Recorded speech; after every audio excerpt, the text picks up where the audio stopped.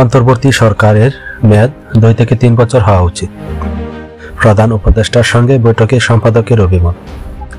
সরকারের ভুল ত্রুটি ধরিয়ে দিতে গণমাধ্যমের প্রতি আহ্বান ডক্টর ইউনূসের। সংবিধান সংশোধন পুনর্লিখন, আইন, সংবিধান, মিডিয়া ও পুলিশ কমিশন গঠন নিয়ে আলোচনা।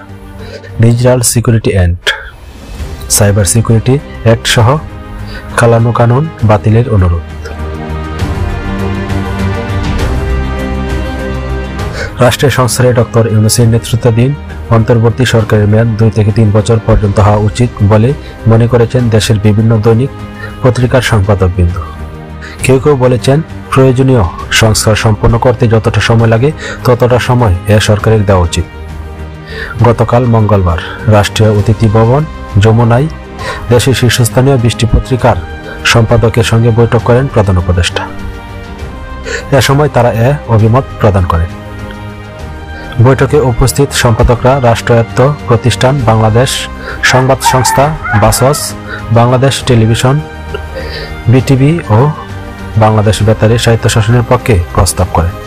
পাশাপাশি digital security act, cyber security act সহ কালানুকানুন বাতিলের কার্যকর উদ্যোগ নিতেও প্রধান উপদেষ্টাকে অনুরোধ জানান।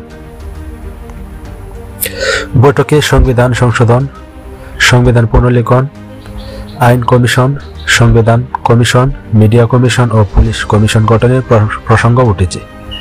এ সময় অন্তর্বর্তীকালীন সরকার পরিচালনায় যে কোনো ভুল ত্রুটি ধরিয়ে দিতে গণমাধ্যমকে সোচ্চার থাকার আহ্বান জানান শান্তিতে নোবেলজয়ী ডক্টর ইউনূস।